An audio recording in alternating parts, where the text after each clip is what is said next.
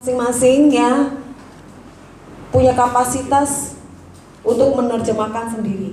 Ya, saya minta tolong bantuan satu orang di sini. Perlu nggak ya? Untuk OHP? Nggak usah. Oke. Jadi saya percaya setiap kalian cukup pintar untuk menerjemahkannya ya. Perbedaan antara 3 video tersebut ya. Tapi tentu ada perbedaannya ya. Makanya kenapa kalian harus menonton 3 video. Kalau nggak cukup satu aja gitu ya. Jadi video yang pertama kita melihat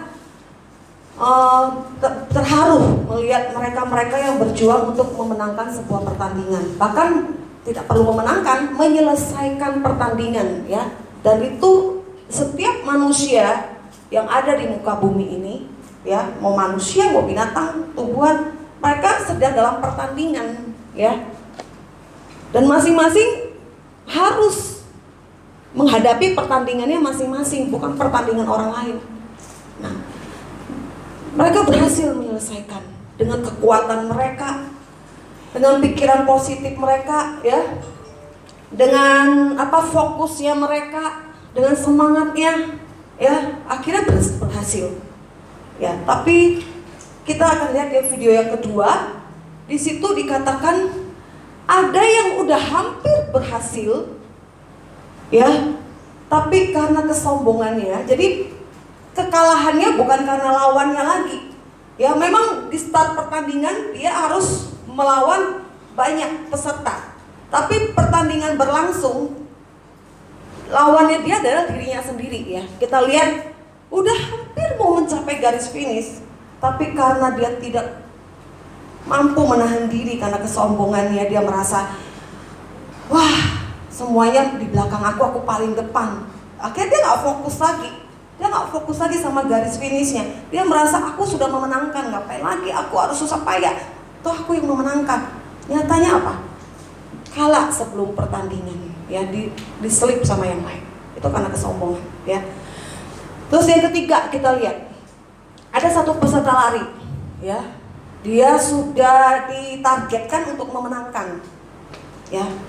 Tapi di tengah perjalanan pertandingan itu, ya 250 meter sebelum selesai, dia mengalami cedera otot, ya. Dan akhirnya, otomatis kan harusnya apa? Gak usah menyelesaikan aja pertandingan bisa dong ya. Ya, nggak perlu menyelesaikan karena dia mengalami cedera, gitu loh. Maklum semua orang kalau dia nggak perlu menyelesaikan. Tapi apa yang dia lakukan? Dia melanjutkan pertandingan itu. Dan kita lihat akhirnya muncul bapaknya masuk ke dalam arena untuk memberikan kekuatan kepada anaknya. Bahkan bapaknya mengatakan, udah kamu tidak perlu sampai seperti itu. Tapi dia tetap, aku selalu ingat perkataan bapak. Bapak bilang seorang pria sejati menyelesaikan sesuatu yang sudah dimulainya. Dan akhirnya dia pegang perkataan bapaknya itu, dia harus selesaikan pertandingan itu. Akhirnya bapak bilang, yaudah yuk, papa temani kamu. Akhirnya dia menyelesaikan pertandingan itu walaupun tidak menang. Ya. Nah, di firman Tuhan sendiri juga sudah katakan ya, Paulus bilang, aku menyelesaikan pertandingan. Ya. Jadi pada hari ini kita akan bahas tentang battle in comfort zone. Ya, battle in comfort zone. Jadi pertempuran, ya kita akan lihat lebih lagi nih, ayatnya diambil dari Efesus 6 ayat 13. Semua mungkin boleh standby, buka Efesus 6 ayat 13.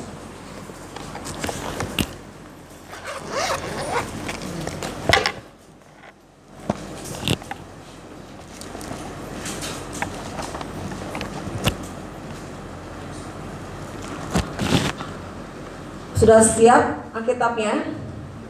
Nah, sekarang saya punya cermin ya.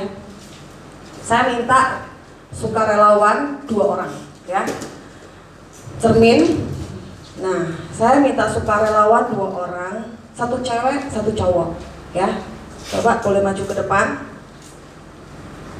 Sukarelawan berarti tidak perlu ditunjuk. Ayo, maju ke depan. Nah, ini kalian sedang berada di battle in comfort zone. Sekian puluh orang di sini, 2 orang pun tidak ada yang mau maju karena berada di comfort zone.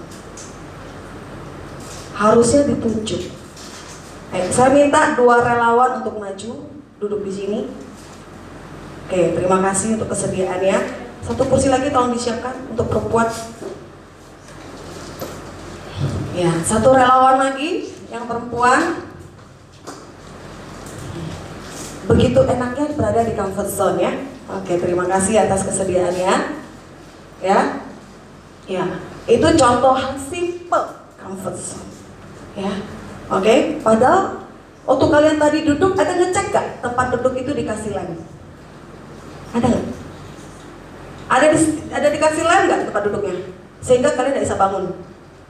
Enggak dong. Berarti hanya karena keputusanmu mau bangkit berdiri, maju atau tidak, ya.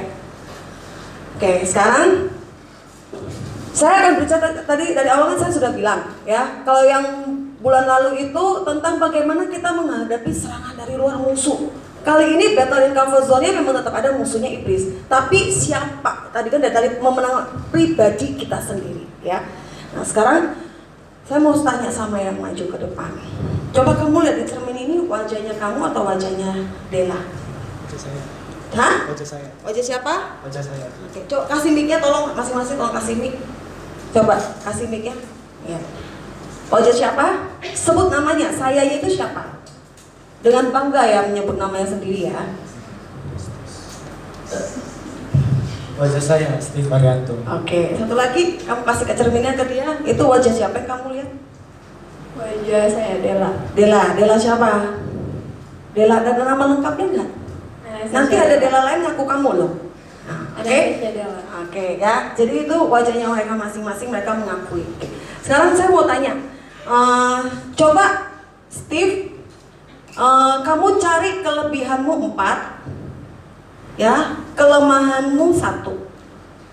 Oke, Dela, cari kelebihannya Steve.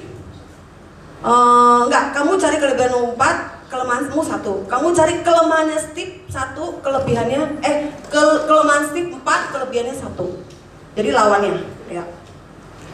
Sebut dalam waktu 10 detik. Kelebihanmu 4, kelemahanmu 1. Kamu kelemahannya dia 1, kelebihannya 4. Ya. Saya gampang itu ingat sesuatu, kemudian saya gampang untuk memutuskan sesuatu. Kelebihannya 4 ya. Gampang dalam memutuskan sesuatu tanpa bimbang, kemudian saya cukup sabar, kemudian saya juga jujur. Kelemahannya 1. Lalu kelemahan saya adalah cukup malas. Cukup panas. Malas. Oh malas. Ya. Sekarang kamu sebut kelemahannya 4, kelebihannya 1. Kelemahannya mungkin karena dia malas, berarti dia ego, nggak bisa ngalahin diri sendiri, jadi dia malas. Terus? Pertama. Gawat ya, kelebihannya dijadikan kelemahan sama musuhnya ya. Terus? Ya. Terus kelemahannya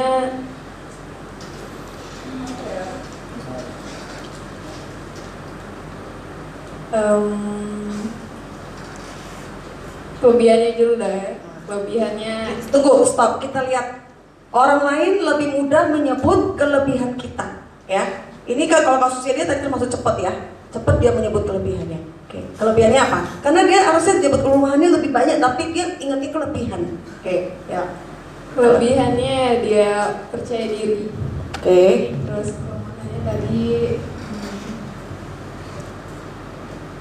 nggak bisa berpikir 2 kali untuk memutuskan sesuatu, karena dia memutuskan sesuatu mudah kan. Jadi Berarti kamu dari kelebihannya jadi kelemahannya ya. Iya. Oke. Terus?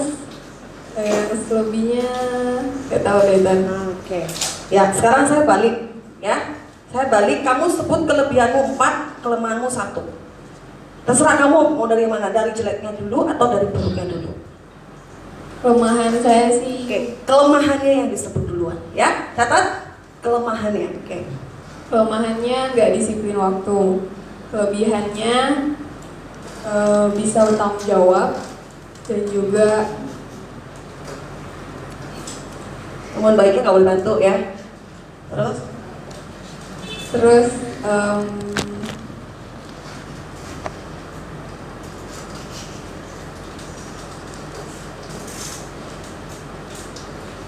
Kelebihanmu ada 4 loh. Ya, sebutkan. yang pertama tadi, yang kedua bisa diandalkan, yang 3 jujur, yang keempat bisa memimpin Oke. suatu. Sekarang kamu sebut kelebihannya dia 1, kelemahannya 4. Mau fisik juga nggak apa-apa, boleh ya. Untuk kasus kali ini boleh fisik, nggak apa-apa. Ya, karena fisik itu sering jadi perkataan yang melemahkan kita, ya. Kelebihannya ini orangnya ramah. Ya. Lalu Sekarang 4 kelemahan.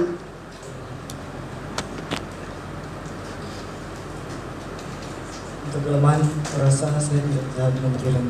Kenapa? Kurang mengenal. Ya, yang kamu fisik tampak aja. Kalau ibu sebut kamu orang yang di luar itu, kamu tadi naik motor ke sini, OTW ke sini, ketemu orang, nah itu kamu tentu nggak bisa menilai. Ya, paling fisik aja. Nah, tapi kalau Della kan setiap minggu ketemu. Ayo.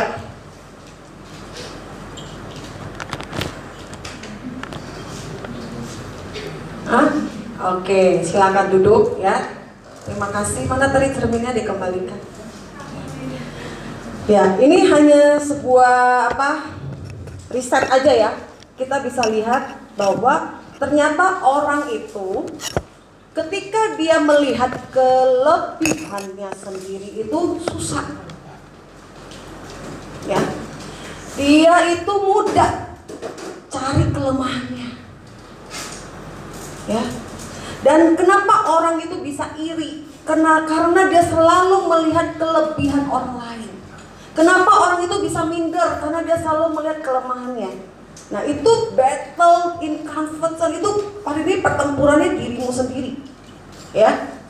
Oke, kita akan masuk ke dalam firman Tuhan. Jadi hari ini ingat ya, kita bahas tentang kita sendiri ya. Battle artinya pertempuran, pertarungan, peperangan, perjuangan ya. Pertempuran adalah suatu kontak senjata antara 2 atau lebih pihak di mana masing-masing pihak bertujuan untuk mengalahkan pihak yang lain.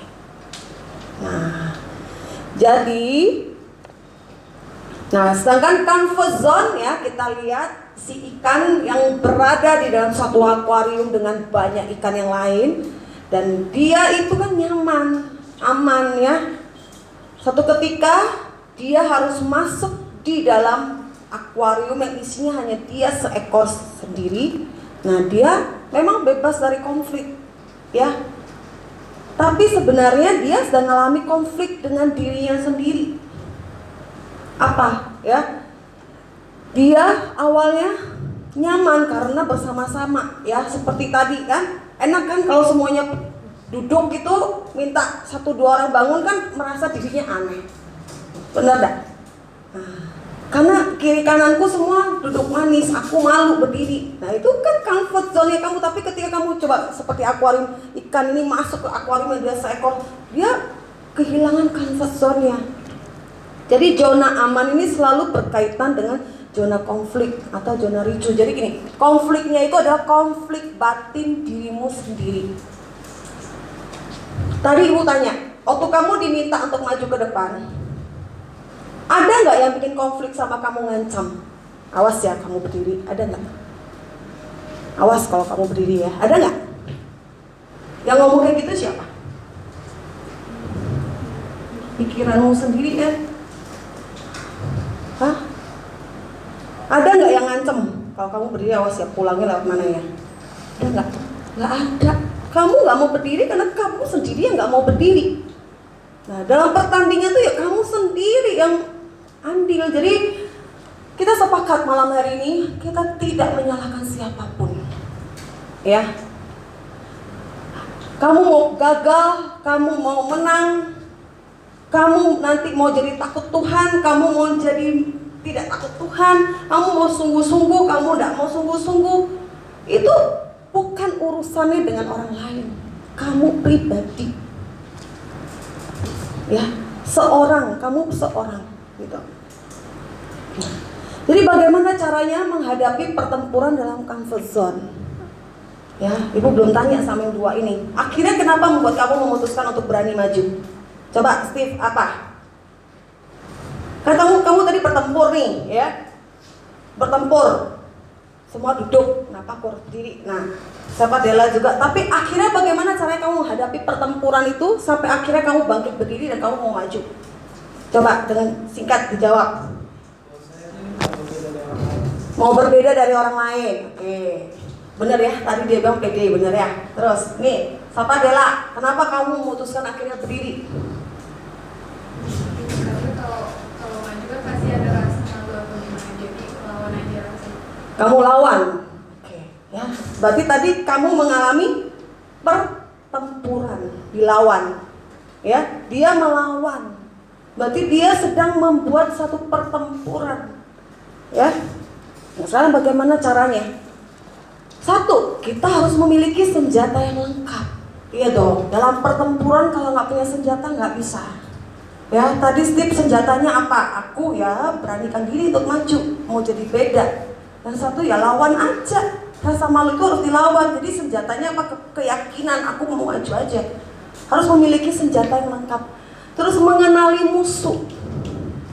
Ya. Dalam tadi kita lihat pertandingan tadi ya. Musuhnya itu bukan orang sekitar, yang musuhnya dirinya sendiri. Ya, ketika dia putuskan untuk yang tadi udah harusnya kalah merangkak estafet, dia tetap lanjutkan sampai selesai. Dia kenali musuhnya ini bukan sekitarnya lagi. Dia nggak lagi fokus sama di balap sama yang belakang, dia fokus sama dirinya, mengenali musuhnya. Nah, musuhnya ini siapa nanti kita akan cari tahu. Ya, mengadakan perlawanan tentu dong harus ada tindakan aktif. Nggak bisa namanya di dalam pertempuran kita pasif, nggak melawan, nggak mungkin seperti itu dalam pertempuran. Ada namanya perlawanan, tadi kan sudah dikatakan ya, perlawanan, ada saling melawan. Terus yang keempat, menyelesaikan dengan kemenangan. Nah, jadi tadi walaupun singkat dari proses duduk, ya, dia punya senjata lengkap. Aku mau beda dari yang lain, aku malu, nggak usah kalau sudah dikalahin. Dia kenali musuhnya. Ini kalau aku kayak begini buat apa ya? Aku malu malah jadi kelihatan malu-maluin. Ya udah. Terus dia lawan, udah nggak, aku harus maju. Akhirnya dia bangkit berdiri, dia melangkah, dia maju ke depan. Akhirnya dia menyelesaikan. Toh akhirnya aku tanya, kamu berdua di depan gitu dapatnya apa? Malu nggak? Ada yang menertawakan nggak?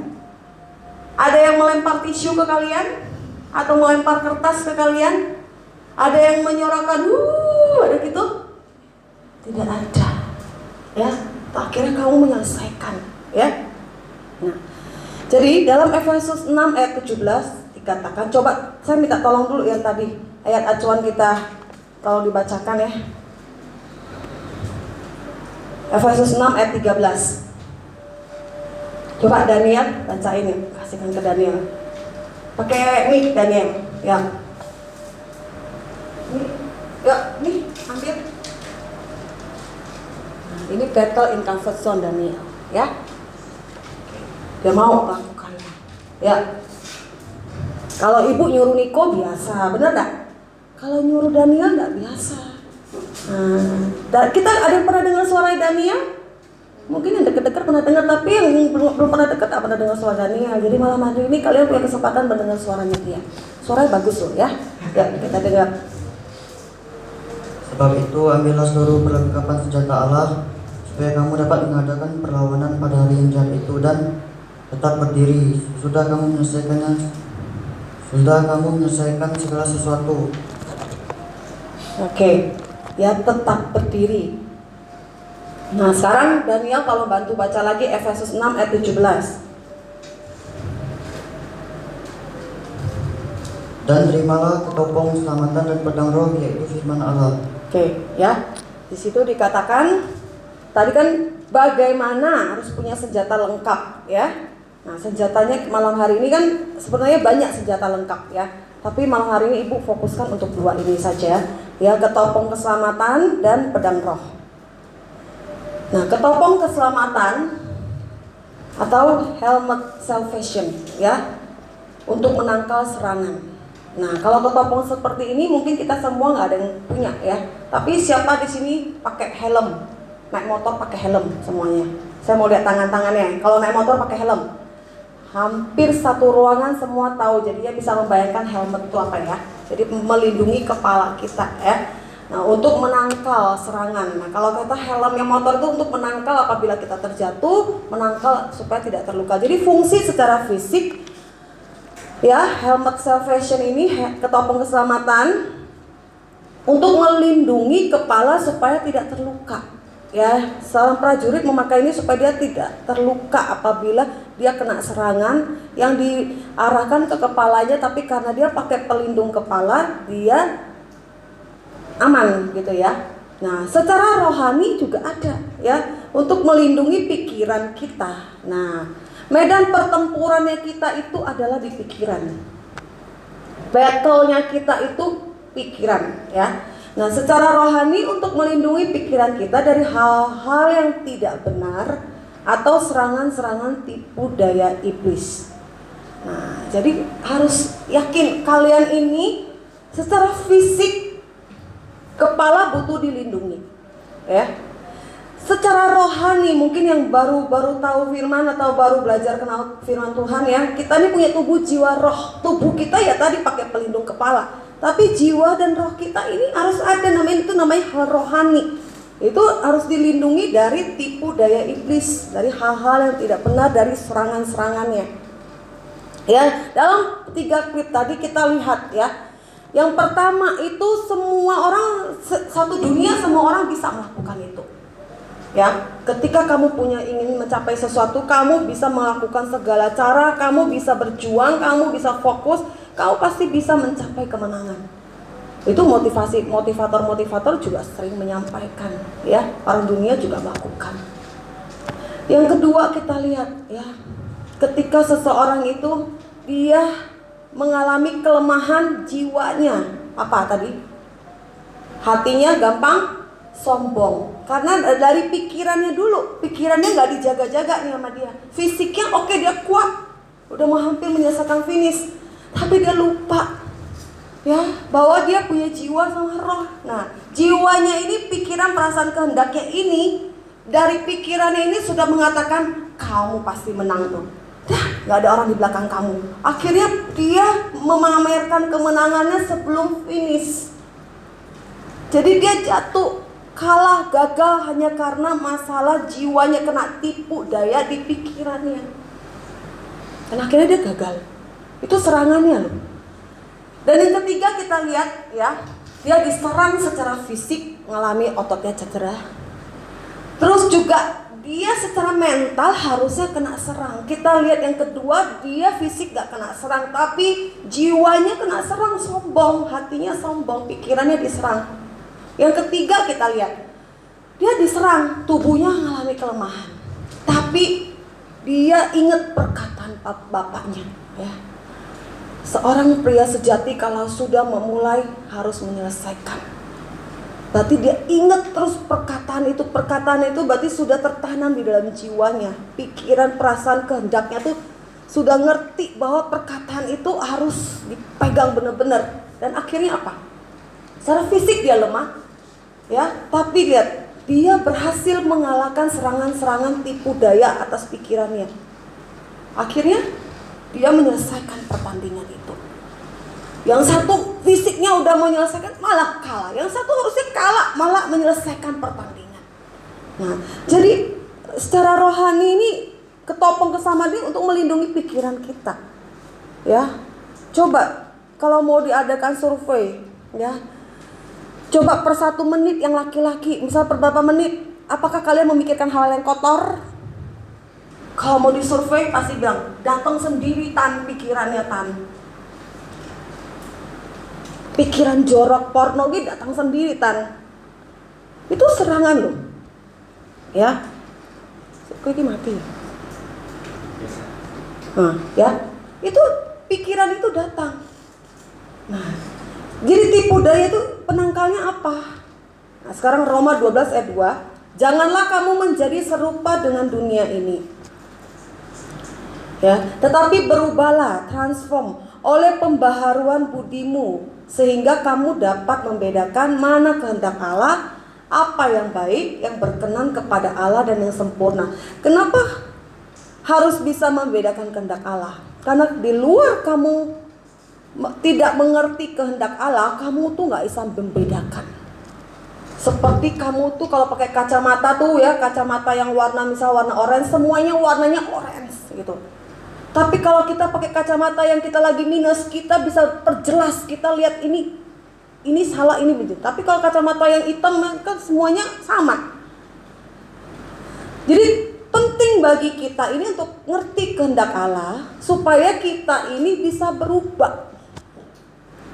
Kalau kita nggak berubah, pembaruan budi kita nggak berubah, ya jadinya tadi, ya begitu mudahnya iblis untuk memasuki pikiran-pikiran kita, gitu. Jadi di arti penerjemahan lain tuh be not fashion, ya. Kita tahu fashion itu kan selalu berubah-ubah ya.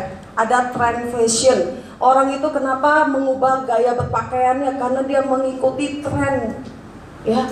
Nah sekarang kalau hal-hal seperti ini kita nggak ditransform sama Tuhan, kita pun akan ikut fashionnya dunia, cara berpikirnya, cara semuanya, ya. Be not conform, ya. Jangan kamu ini kamu kompromi dengan this age, orang-orang zamannya sekarang nih loh, ya. Nah age-nya usia kalian itu apa? Nah kalian jangan sampai kompromi. Dan kalau saya nggak ikuti seperti mereka, ya saya kolot dong. Saya kalau nggak seperti caranya seusianya saya, ya saya kan bukan usia tante lagi. Nah, kalau saya ikuti cara berpikir tante, ya saya kolot dong. Enggak, ya ini firman Tuhan katakan kamu nggak bisa kompromi masalah itu. Ya terus let not your behavior be like. Jangan sampai perilakumu itu sama dengan dunia. Ya mungkin ada yang bilang tante nih benci banget sih sama dunia, terus gak usah tinggal di dunia aja. Ya. Kita ini kan nih, inilah makanya kenapa Om bilang kelas keselamatan itu kalian harus ikut, ya. Kita ini harus ngerti bahwa kita ini bukan dari dunia. Memang kita tinggal di dunia, tapi kita bukan dari dunia ini, ya. Jadi nggak boleh perilakunya dunia itu kita tiru. Be like berarti kan menjadi sama, nggak boleh. Nah, jangan ikuti norma-norma dunia ini. Jangan menjadi serupa dengan zaman ini. Waduh, kalau kayak begini, saya mau hidup di zaman apa? Gitu. Ya salahkan Tuhan lah, melahirkan aku di zaman ini, misalnya gitu. Nggak bisa. Kita ini memang. Hari itu ibu dapat film satu tentang itu loh, ikan salmon ya. Dia harus mau lawan arus kalau dia mau tetap hidup. Caranya dia mau tetap hidup, dia harus lawan arus. Nah kalian pun kalau mau tetap hidup supaya kerohanianmu gak mati, kamu harus mau lawan arus. Kita harus mau lawan arus, ya. Nah untuk yang kedua, untuk yang pertama ini cukup paham ya. Jadi ketopong, coba semua pegang kepalanya. Pegang kepalanya, ya. Nah, kamu tahu nggak di sini ini isinya dalamnya tuh ada jutaan saraf di dalam. Ya. Jutaan saraf. Jadi bayangkan iblis itu kalau dia taruh satu perkataan buruk di sini, saraf-saraf di kepalamu ini langsung merespon dan langsung memberitahukan dari pikiran ke hatimu, ya. Sering dikasih contoh, sering memikirkan hal-hal yang porno, sering memikirkan hal-hal yang kotor, sering memikirkan hal yang gak benar. Nanti lama-kelamaan dari hati dibuahi dalam tindakan. Nah sekarang pegang aja kepalanya, katakan, hai kepalaku, aku katakan kepadamu supaya engkau mulai malam hari ini ditransform, tidak menjadi serupa dengan dunia ini, dibaharui di dalam nama Tuhan Yesus. Semua pikiran yang tidak benar, yang menentang firman Tuhan, yang menyukai hal-hal yang berbau dosa, aku mau tolak dalam nama Yesus. Terima kasih Tuhan. Ya, jadi ingat, Selalu gunakan ketopong keselamatan. Tadi kenapa semuanya awalnya tuh dari pikiran ya. Yang tadi kalah itu karena pikiran. Yang menyelesaikan pertandingan pun karena pikiran. Ya, yang tadi udah harusnya juga nyerah aja cukup, tapi dia teruskan jadi kepikiran. Tapi kalau kalian pikirannya tidak dibaharui oleh firman Tuhan, kalian pikirannya itu nanti pikiran positive thinking, itu udah lain banget sama kebenaran ya. Positive thinking sama kebenaran tuh, kalau kamu mengerti kebenaran, otomatis kamu positive thinking. Tapi positive thinking tanpa kebenaran itu adalah positive thinking yang istilahnya punya standar kebenaran sendiri. Kalau kita sesuai kebenaran, positive thinkingnya kita itu dibaharui sesuai firman Tuhan. Nah itu kenapa tidak ada cara lain, kalian harus dibaharui pikirannya setiap hari. Bagaimana cara membaharuinya? Ya, apa yang kamu makan, itulah kamu. Makanan apapun yang kamu makan, itulah kamu gitu. Ya, kamu makan junk food terus, ya nanti jadinya kayak gitulah kamu. Kamu makan sayur buah terus, jadilah kamu kayak gitu. Jadi apa yang kamu makan? Kamu makan firman Tuhan, jadinya kayak seperti apa? Ya. Berikutnya senjatanya adalah pedang roh. Nah ini ada kaitan dua ini ya. Pedang roh itu adalah firman Allah, sword of the spirit. Ya. Jadi kalau tadi ketopong itu untuk menangkal serangan. Ketopong untuk menangkal serangan. Ya, serangan datang, kita ngelaknya pakai ketopong nih menangkal ya. Tapi sekarang pedang roh ini untuk dipakai menyerang balik. Nah dalam pertempuran kan nggak mungkin toh kita kan ngelak terus, bener ya. Misalkan lagi lawan sama lawan, nggak mungkin kan ngelak. Kalau ngelak terus ya ada kalanya satu ketika pasti kan kena. Ada kalanya kita aktif juga, nyerang juga gitu. Ya kalau dalam kayak tinju gitu kan nggak selalu ngelak gitu. Ada kalanya momen yang tepat kita tinju balik. Nah, jadi kan kalau pedang roh ini untuk menyerang. Kalau tadi itu untuk menghindari serangan, mengelak dari serangan ya. Apa ketopong. Menyerangnya pakai apa? Firman Tuhan. Jadi segala pikiran pakai tadi kenapa Ibu suruh kalian pegang kepala terus perkatakan profetik untuk pikiranmu ya, supaya kamu ini memperkatakan firman Tuhan. Tadi itu baru perkataan. Coba bayangkan kalau setiap hari kamu pakai firman Tuhan untuk perkatakan. Wah, itu kuasanya lebih dahsyat lagi. Jadi untuk menyerang dalam peperangan melawan kuasa kejahatan, iblis ini akan berusaha sedapatnya untuk merobohkan, menghancurkan keyakinan iman kita. Menghancurkan apa? Menghancurkan kuasa dari pedang itu. Makanya gak heran kalau bilang firman Tuhan itu adalah pedang roh. Makanya kalian itu kalau mengalahkan musuh tuh pakai firman Tuhan. Pikiran-pikiran yang berkelana nih kalahkan dengan firman Tuhan. Suruh baca firman, aduh males. Padahal itu senjatanya kalian. Nah iblis itu berusaha menghancurkan imanmu bahwa firman ini gak ada manfaatnya. Iblis berusaha untuk merobohkan imanmu bahwa kamu gak usah baca Alkitab, bosankan. Iblis berusaha untuk menghancurkan imanmu. Jadi kalau setiap kamu dengar kata baca firman, kamu itu boring banget sih dengar gitu terus. Iblis berusaha untuk menghancurkan keyakinanmu bahwa firman ini adalah pedang roh. Nggak ada senjata lain. Nggak ada senjata yang lain, ya. Nah, perkataan Allah itu sebagai pedang roh. Untuk memiliki pedang roh, ya, yang dapat berfungsi dengan baik. Sekarang Ibu tanya, Ibu pernah ke toko buku lowat? Di situ juga jual Alkitab. Ada. Berarti kan tidak sedang berfungsi dengan baik. Yang jual aja nggak pernah baca. Pak, ini buku apa? Alkitab. Isinya aja apa? Nggak tahu, saya nggak pernah baca. Gitu. Nggak berfungsi dengan baik oleh orang tersebut. Tapi pedang roh ini akan berfungsi dengan sangat baik bagi orang yang tahu dan ngerti.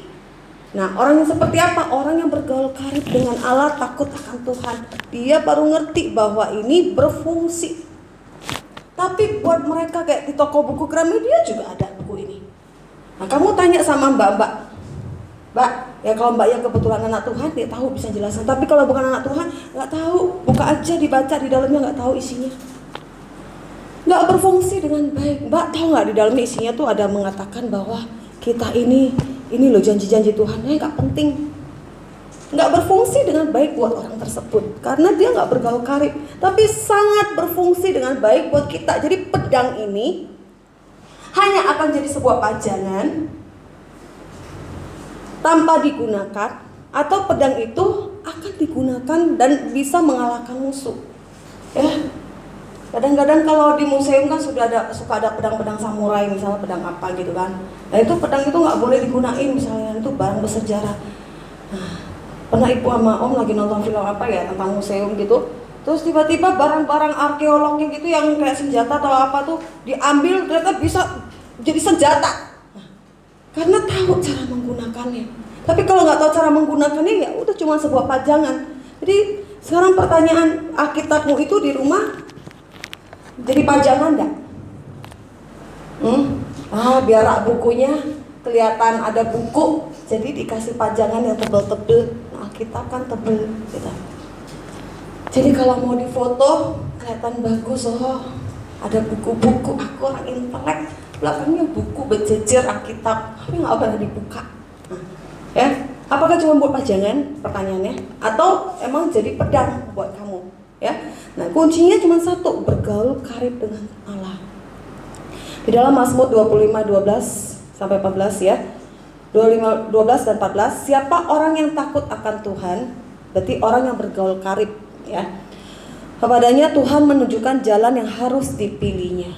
Nah, sekarang ibu tanya, siapa di sini tuh suka bingung mau pilih jalan yang mana? Mau pilih makan apa aja kadang bingung, bener nggak? Mau pilih pakai baju apa aja bingung nggak? Nah, mau kuliah di mana aja bingung nggak? Mau sekolah di mana bingung nggak? Apa aja sedikit kan kita bingung ya. Jadi kalau kita takut akan Tuhan, Tuhan itu menunjukkan loh, kamu tuh harus pilih jalan yang mana. Ya. Terus Mazmur 25:14, Tuhan bergaul karib dengan orang yang takut akan Dia. Nah, jadi kuncinya nggak ada cara lain untuk bisa bergaul karib dengan Tuhan, takut akan Dia. Dan perjanjiannya diberitahukannya kepada mereka. Nah, nih loh, kita ini kalau udah bergaul karib dengan Tuhan, itu janjinya tuh segepok loh, seisi Alkitab ini itu janji semua loh. Ini bukan buku motivator, ini lebih dari motivator. Jadi isinya tuh perjanjian. Siapa pernah tanda tangan surat perjanjian?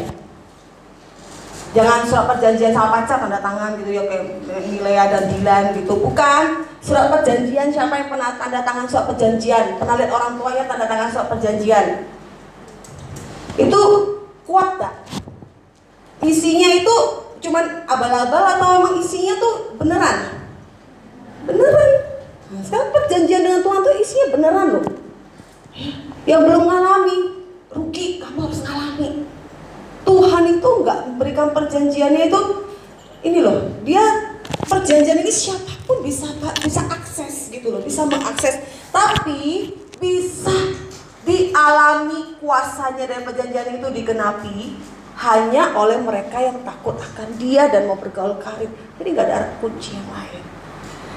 Ya, ada satu cerita, saya akan akhiri ya. Jadi ada satu cerita, satu pengasuh, dia ngasuh seorang kakek-kakek. Kakeknya ini miliarder, ya miliarder. Nah, terus diasuh oleh satu pengasuh yang udah ngasuh dia, dan dia punya anak 2. Anaknya di luar negeri semua, nggak ada yang pernah mau ngurusin dia, ya, nggak ada yang pernah mau ngurusin, nggak ada yang mau bergaul karib dengan dia, nggak ada yang mau deket sama dia. Satu ketika si nenek ini, si kakek ini akhirnya mati. Nah, dia punya kuasa hukum dong, ya. Nah, ketika kuasa hukum itu, dia kan tulis surat kuasa, surat wasiat. Nah, anaknya dua-duanya datang, ya. Terus anaknya itu udah pede, bangga gitu ya. Waduh, siap-siap terima warisan gitu kan. Ternyata si kuasa hukumnya itu bilang, saya mau cari nyonya yang ini katanya. Saya nggak akan membacakan surat wasiat ini kalau nggak ada dia. Gitu. Akhirnya datanglah nenek itu kan yang ngasuh dia, ibu itu. Terus sampai dua ini penting apa sih sampai harus nunggu dia gitu kan? Itu udah pasti kami kan anaknya ahli waris. Ternyata waktu dibacakan isi surat wasiat itu semua aset kekayaannya dilimpahkan untuk pengasuhnya. Kenapa kok pengasuhnya? Karena pengasuhnya adalah orang yang paling bergaul karib dengan dia. Jadi kuncinya kamu ingin mengalami janji Tuhan, bergaul karib sama Tuhan. Ya, kalau ibu kasih kata intim dengan Tuhan, kadang nggak ada bayangan ya, semua belum menikah. Ya, kalau ibu milikilah hubungan yang intim dengan Tuhan. Kalian intim itu kayak apa? Kamu belum nikah. Intim itu kayak apa gitu kan? Nah, tapi kalau bergaul karib sekarang di sini semua punya best friend dong, punya teman kan? Kamu kalau bergaul karib sama temenmu tuh kayak gimana? Nah, itu ya. Jadi kuncinya itu tadi ya, satu ketopong, kedua ketopong keselamatan, yang kedua pedang ya. Nah sekarang endingnya kemenangan itu akhirnya bisa diperoleh. Jadi dalam battle in comfort zone ini kamu bisa terima kemenangan. Dalam 2 Timotius 4 ayat 7 adalah kamu bisa menyelesaikan pertandingan, mengakhiri pertandingan. Seseorang dikatakan dia mengakhiri pertandingan yang baik itu apabila dia mencapai garis. Kalau belum mencapai garis itu namanya belum selesai pertandingannya, ya. Dan tetap didapati memelihara imannya, ya. Iman itu bisa hilang, bisa kandas, jadi harus dipelihara, ya. Terus 2 Timotius 4 ayat 7, aku telah bertarung dalam pertarungan yang baik. Ini dalam terjemahan lain ya. Bertarung di dalam pertarungan. Pertarungan ini tadi ingat dirimu sendiri, ya. Iblis itu gak pernah kasih pikiran negatif ke orang lain hanya untuk gosipin. Tapi kalau kamu pikiranmu pakai ketopong keselamatan, gosip yang dibuat sama orang, iblis ditaruh ke orang lain buat gosipin kamu, itu gak ngefek. Kecuali pikiranmu nggak pakai ketopong keselamatan, jadi ngefek, ya. Jadi ingat dirimu sendiri penentunya. Aku selalu dikatakan aku, nggak ada kamu, kita nggak ada. Aku telah bertarung dalam pertarungan yang baik. Aku telah mengakhiri pertandingan. Aku telah memelihara iman. Semua kita di sini punya iman. Kau percaya Yesus, kau miliki iman. Terus dipelihara. Nah, kita lihat akhirnya kesimpulannya.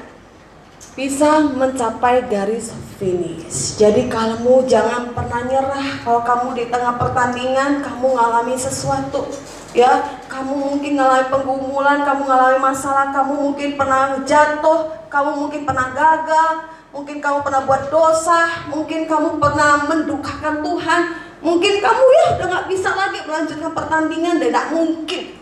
Ingat, kamu harus tetap bangkit lagi, selesaikan. Seperti yang tadi video yang terakhir, ya, bapaknya dia selalu ingat perkataan bapaknya. Kita pun harus selalu ingat perkataan Tuhan. Bapak kita di surga selalu ingat perkataannya, ya. Bersama Tuhan aku cakap dalam segala hal, ya. Dalam kelemahanku justru kuasa Tuhan jadi sempurna. Ingat ketika kamu mulai mengalami seperti itu, ingat setiap perkataan-perkataan itu kamu ingat terus, ya.